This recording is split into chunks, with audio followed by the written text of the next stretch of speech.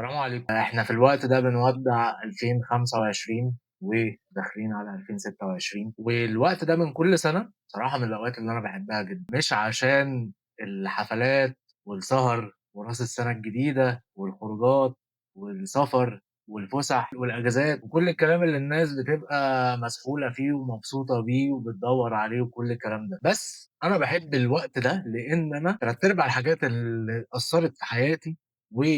قدرت إن أنا أطوّر من نَفْسي فيها، حصلت لي في الوقت ده، في سَنة من السنين الحمد لله قدرت إن أنا أبطّل سجاير،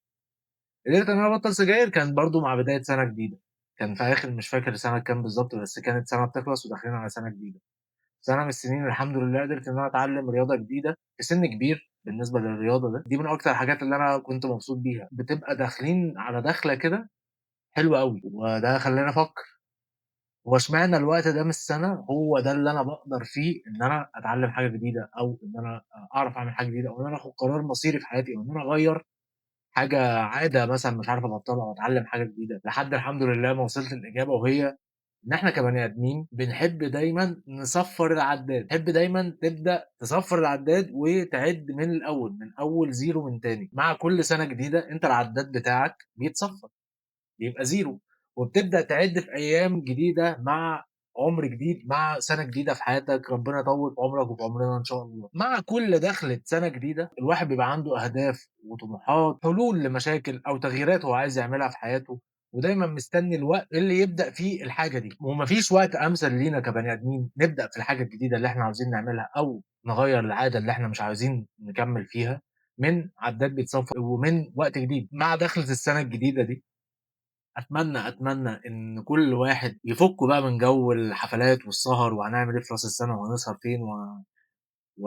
وهنحفّل فين وهنسافر فين وهنقضّي اليوم إزاي وهنخربها إزاي، والله العظيم كل الكلام ده كلام فاضي، كل الكلام ده كلام ما بيأكّلش عيش، كل الكلام ده كلام بيشِد الواحد أسفل التراب، يعني بيخلّي الواحد عايش في الطينة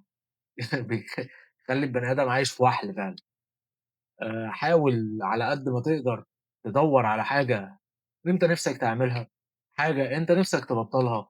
حاجة جديدة نِفْسك تتعلّمها، لغة جديدة نِفْسك تتعلّمها، حتى لو الحاجة بالنسبة لك مستحيلة، يعني أنت نِفْسك تتعلّم أسباني وأنت عارف إن أنت مثلًا من جواك مش مصدّق إن أنت تتعلّم أسباني، خُد القرار يا عم وابدأ،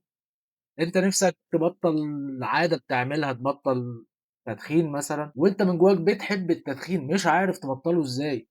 خُد يا عم القرار، مين عارف مش يمكن ربنا يكون رايد إن هو يسهّل لك الموضوع دلوقتي، وتاخد القرار دلوقتي، والدنيا تبقى سهلة ما يبقاش الموضوع صعب زي ما أنت متخيّله في دماغك، إن شاء الله مع ال2026 كل واحد يقدر يحقق اللي نِفْسه فيه، كل واحد يقدر يطوّر من نَفْسه، وكل واحد يقدر يكون شخص أحسن لنَفْسه وللناس اللي حواليه. شخص مفيد لنفسه وللناس اللي حواليه، شخص مؤثّر لنفسه وللناس اللي حواليه، وعايزكم تقولوا لي في الكومنتات كل واحد نِفْسه يغيّر إيه في 2026 ونِفْسه يتعلّم إيه في 2026 والسلام عليكم ورحمة الله وبركاته.